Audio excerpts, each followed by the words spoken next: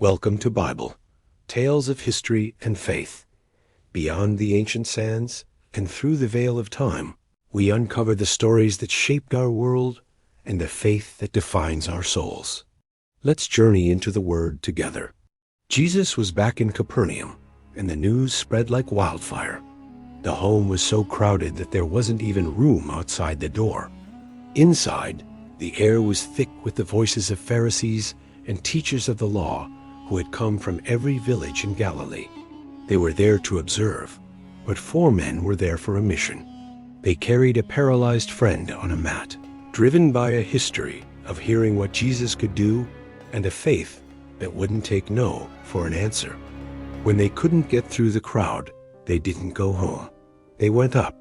In first-century history, roofs were flat and accessible by outside stairs.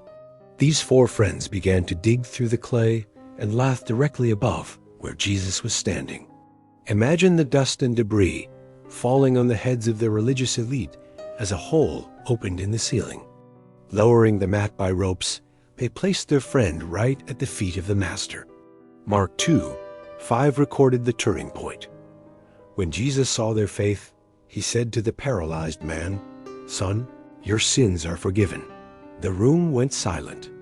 The Pharisees began to think to themselves, "Why does this fellow talk like that? He's blaspheming. Who can forgive sins but God alone?" They were focused on the rules of history, but Jesus knew their thoughts. He challenged them, which is easier, to say to this paralyzed man, "Your sins are forgiven," or to say, "Get up, take your mat, and walk."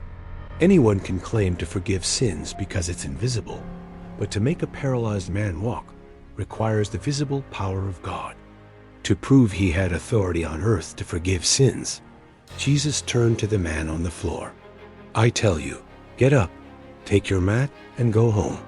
Immediately, the man stood up, picked up his mat, and walked out in full view of them all.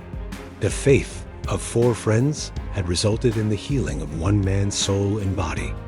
The crowd was amazed and glorified God, saying, "We have never seen anything like this." This story reminds us that sometimes the greatest barriers to our faith require a little bit of roof-breaking persistence. Thank you for watching. If you found this story powerful, please like and subscribe if you enjoy and want to see more Bible stories.